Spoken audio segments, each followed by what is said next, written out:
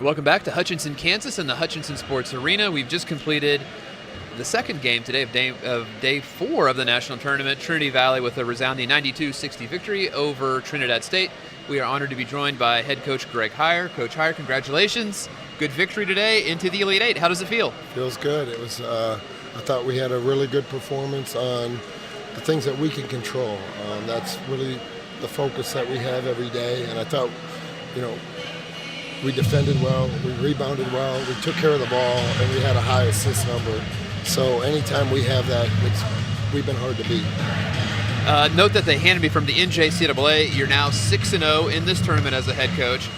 2-0 versus Trinidad State, and the last time you beat Trinidad State was on your way to a national title. So maybe that's something serendipitous in the air. Maybe a little. Hey, maybe there is a little like we're staying in the same hotel. My wife and I swear we got the same room, the same overlook of Texas Roadhouse. So I don't know. Maybe there's something in the air. He's wearing the same boxers. Whatever you want to hear. Same socks. You might have to get Trinidad State on the schedule on the regular. I know. But what a gutsy performance they had, and a great win against a very good Pensacola. Anyone that comes out of Region 8, as I've been in Region 8, I've been there, and for Pensacola to come out and for Trinidad State to beat them, that was an impressive game, and those two guards played amazing in that game. Yeah.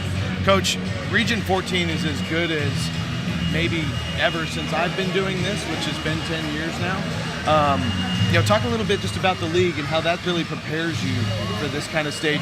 You've obviously been in a high-quality league before in Region 8, and we know what that did for you when you were at Northwest Florida. Talk a little bit about Region 14 and the class of these teams here.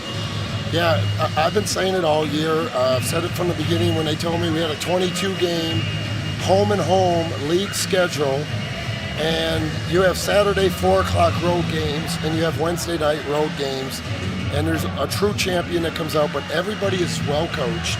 They all have great facilities. They have great locations. They have really good players, bodies. Every team has bodies, like size, good guards, strong guards, a lot of underrated players in our league. And I told Coach Landers about 2 weeks ago, I called him, I go, why doesn't our league get more love in the national media? And he said it's real simple.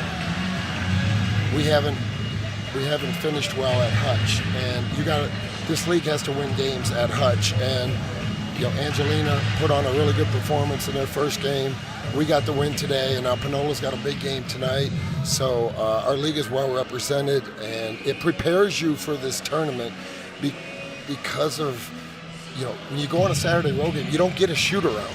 And you go on a road game, sometimes there's a girls game before you, and here there's no practice times, there's no shoot around times. So how do you prepare for a 25-minute warm up to get accustomed to the arena and go out there and play? Well, it's really similar to what we had to go through, and everyone's a Division I game.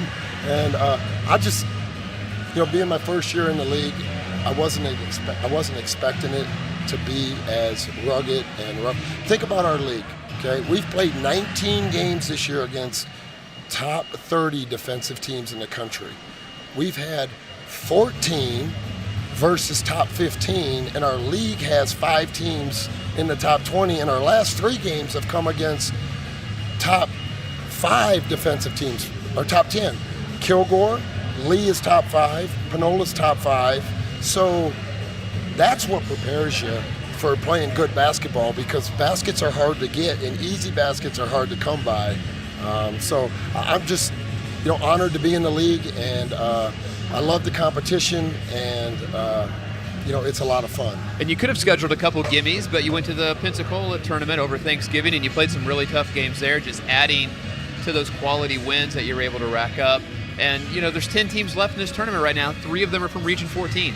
Yeah, and, when I got the job, there was a couple prep schools and a couple non-D1 schools on there. And, getting left out last year, and the explanation was I didn't win enough Division I games, and I finished the year 4th in the country, and 29-3. So we changed them real quick. Every game on the schedule was a Division I game, and it was a good one. I mean, we played Weatherford at Weatherford, Grayson at Grayson, and then Grayson came to our place. So those were 3 of the non-league, the East, West Texas, and the Pensacola trip. I know we're battle-tested from playing some well-coached, really good teams. So I was looking forward to getting the opportunity to come out here, and anything can happen in these games. Could you just touch for a minute on Zadi Labaki? You're super impressive out there. I mean, he's been great all season long, but he's kind of the guy I think that college coaches kind of point to is like, wow, that kid's really good. Yeah, when I got him, he came, and when the first conversation we had, I told him, you're going to play on the wing, and you're going to play on the perimeter. And he said, Coach, I've played the 5 my whole life. I said, don't worry, we do development every day. You're going to be able to do it. And you're going to have like the reverse Euro thing where they say, no, I'm a 3. No, you're a 5. Yeah. He was like, Coach, but I play close to the basket, and I'm good at balls. I go, you can still do that. Okay, but his development and it's because of what a wonderful human being he is. I mean, that locker room is full of high character dudes. I'm so blessed to have this team and be able to coach them hard. But Zadi is just an amazing human being first, a great worker, very good student. I don't know how he's a non-qualifier. I'm glad he's a non-qualifier, but I don't know how he's a non-qualifier. You'll take it. JA48 guy. French academic system. I'm just telling you, I've been there. Whatever. But, motored up, two-way player, can guard all 5 positions. He's a switchable defender. He's a lead on the glass. He can catch the high pass. He can cut from the perimeter. He can make a 3. He can make a mid-range pull-up. You can post him up. You can ISO him. There's a lot of things you can do with him. Coach, I wanted to ask you real quickly while we have you, just touch a little bit on what it's like to defend Latif Patrick. He ended up with 26 points against you. I can't imagine anybody else has scored 26 points against you this year. I mean, he's a pretty talented player at the junior college level. Extremely talented. When the ball leaves his hands, there's a great chance it's going in, and he's a real scorer. He thinks score on every catch.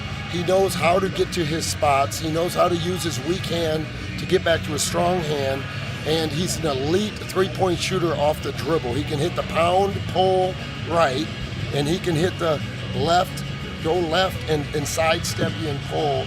And he's great at shooting his pure shot, and if you don't vertically contest and you get in his space, he's got a natural knack to draw fouls.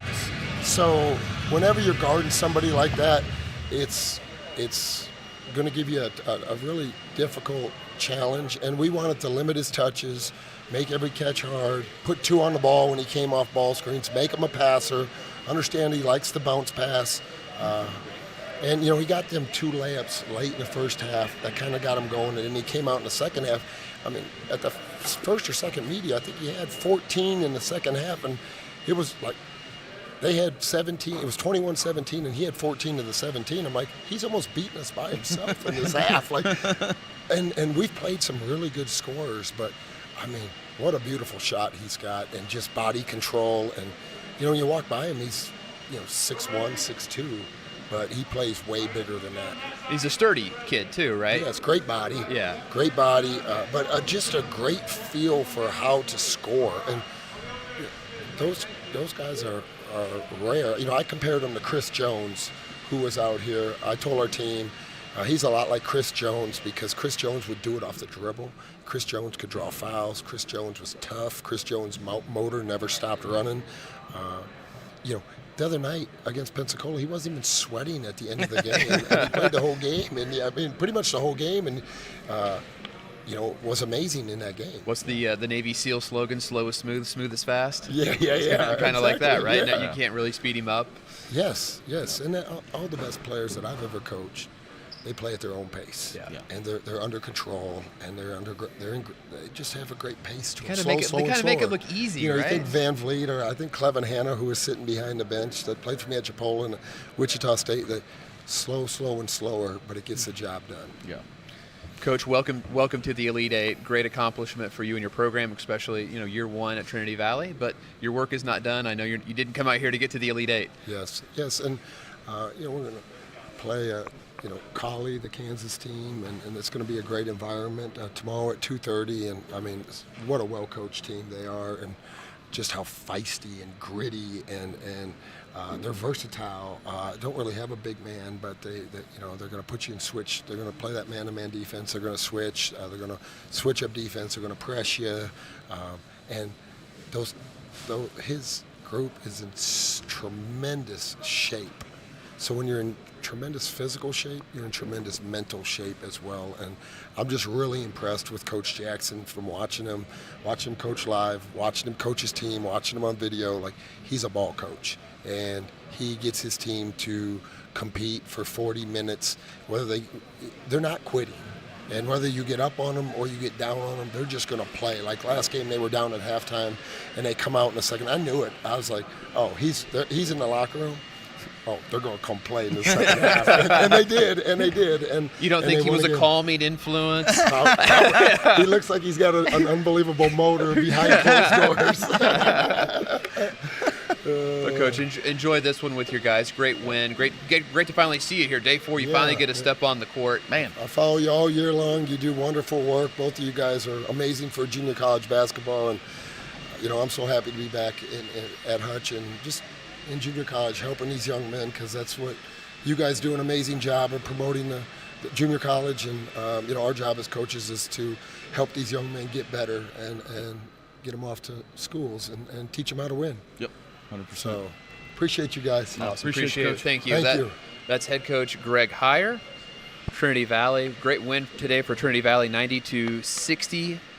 And Coach Heyer, 6-0 out at the national tournament at Hutch. Never been beaten on the sports arena floor, Brandon. That's a pretty good record. Pretty good if you're into that I think kind Coach of thing. Heyer knows what he's doing. Yeah. He may have a future in this business. We'll see. He might have a few wins ahead. 2 games in the book. We know 6 of the Elite 8.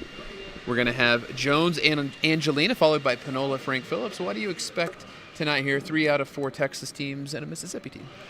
and a Mississippi in there, the Firm 2.0. I'm just really excited to see this. These matchups are just so good. So good. There's so much talent in junior Christmas. college. It's JUCO Christmas on a Tuesday. There's so much talent. There's so much depth. I think a lot of people talk about, like, junior college is different now than maybe it was 30 years ago for a lot of reasons, right? But, we have the portal now. We have these kinds of situations. Junior college is now on the rise. The talent is increasing because the high school players don't have any place to go that maybe would have normally been recruited straight out of high school to a mid-major Division I program. They're now going and spending that development year in junior college and really elevating. And if you were to make a list, Brandon, of the top 20 players at this event, just on pure upside, I bet more than 12 would be freshmen.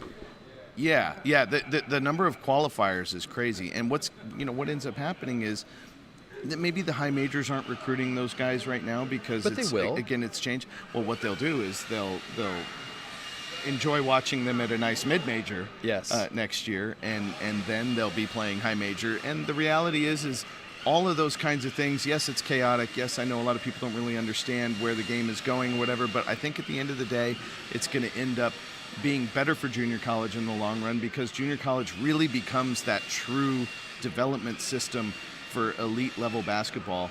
And it always has been, but it's even more it's purposeful more important now than ever. It's more purposeful now too, because a long time ago it used to be, well, junior college is, you weren't a good student or you had some issues or whatever. Now it's literally like, I need to go there and develop to be and good. I think Coach Heyer had a great example about Zadi Labaki, right? Comes in as a 5.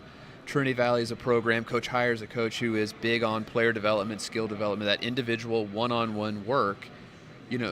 Zadi Labaki might have gotten more skill and development work done at Trinity Valley as a freshman than he would have if he was the 14th player at some high major school. 100%. Going somewhere where you can play, where you can get on the floor a lot, and you can't cheat reps.